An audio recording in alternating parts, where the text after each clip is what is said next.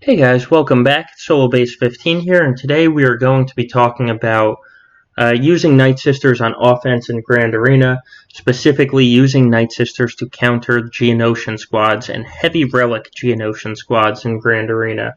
We have another 5v5 Grand Arena coming up with the signups out right now, and so it's a good time to talk about this team as you think about placing your defenses and specifically what teams you're going to bring on offense. So here's my Night Sister team. You can see they are not heavily relicked. I do have Asajj at relic level 3. That was for the legendary event. Most people will have Asajj relic, and while not necessary, it certainly does help with her damage. I do have Daka relic here as well.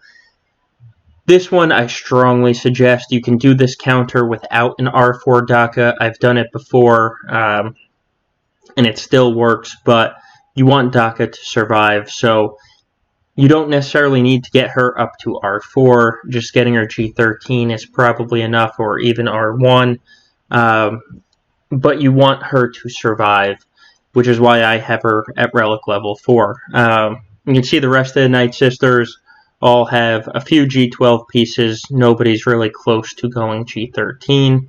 So let's talk about what you specifically need for this team. And we'll start with Talzin because she is going to be the leader. You want Talzin to have her leadership Zeta. Now, the Talzin lead is important on this team for two reasons. The first is for the non-Zeta reason, and that is she gives other Night Sister allies 50% potency, and getting stuns off against these Geos is actually going to be very useful. So having the increased potency is fantastic. Next is the actual leadership Zeta portion that becomes very useful. And so basically, the Talzin lead Zeta is whenever you use a basic ability and you have a defeated Night Sister ally, the Night Sister ally is called back to assist with your basic. Then if you get a killing blow with that assist, it's going to revive that ally. Now that's good for two reasons. One, you are doing basically double damage with the assist because two people are attacking instead of one. And second, and more importantly, when it comes to banners, it's going to revive one of your allies, and that's banner saved with this win. Next, you are going to want the Asajj unique Zeta, and you can see here, basically what happens is every time an ally or an enemy is defeated, Asajj gains turn meter and gains stacking offense, stacking crit chance, and stacking max health. Really what we care about is the crit chance and the offense, because eventually Asajj is going to do one monster AoE that either takes out the entire Geonosian team or reduces their health pool so that they're basically all in the red and you can just slowly pick them off.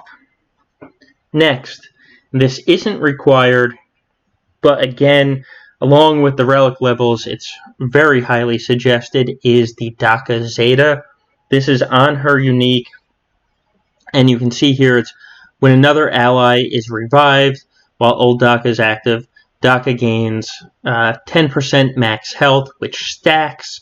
You're going to see there's a lot of deaths with this team, and so Daka is going to stack more and more health every time, and it just makes her next to impossible to kill, which is what you want because you want her reviving your allies and saving your banners.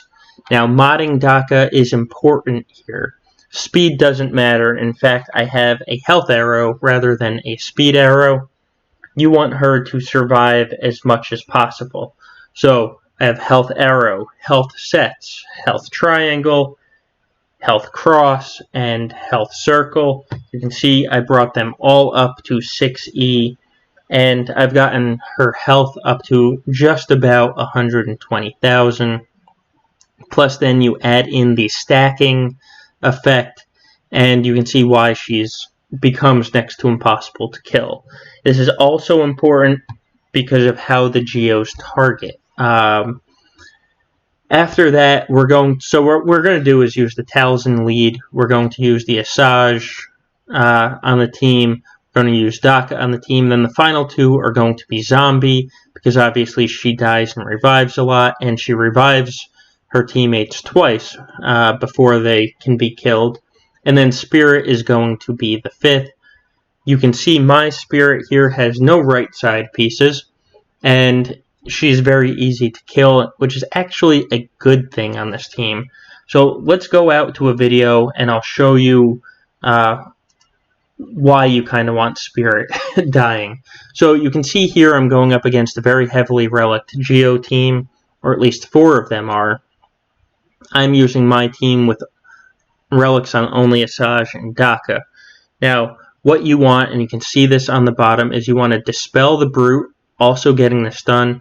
Then you want to try and stun Brute Alpha before he takes a turn. I did not get that there. So then I'm going to try and stun Poggle. And you want to stun Poggle because he's the other one that has a cleanse for his team. So I use the Talzin Mass Assist, knowing that Daka is going to get called. Daka gets the stun off on Poggle, and now I try and stun Brute Alpha. Meanwhile, they're going to start to take turns. You can see they focus on Spirit here. They focus on Spirit because the Geonosians have it built in that they are going to target the opponent that has the least amount of health and protection. The way I have my team geared and modded, that's going to be Spirit, followed by Talzin. So you'll see throughout this video, Spirit and Talzin are targeted most often. Spirit's already died a couple times. There's Talzin dying. I think she's going to die 1 or 2 more times in this video. It just happens. And so you want to use Daka to revive whenever you can. Quite frequently, she'll revive and somebody will be automatically killed again.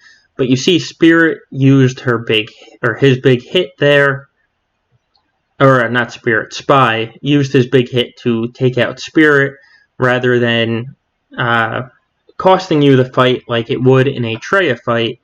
Spirit just gets revived, killed again, revived, killed again. And so now all I'm doing is letting Asajj's damage and offense ramp up. You can see she got a kill and took out most of the Geo team there. I was then able to bring back Talzin. I used a basic to kill off a Geo that brought back Spirit, and here we end with 55 banners. Now, I will say that's the one bad thing about this team, is you're going to get 55 banners most of the time. So let's take a look at another fight. Again, this is another heavily relicked Geo team that I'm going to go in with. And that's the beauty of Night Sisters.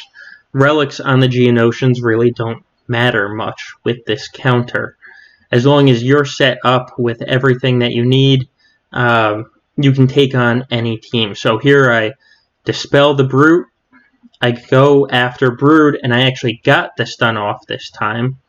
And the stun also went to Sunfac, because Daka has the ability to actually stun multiple targets at once.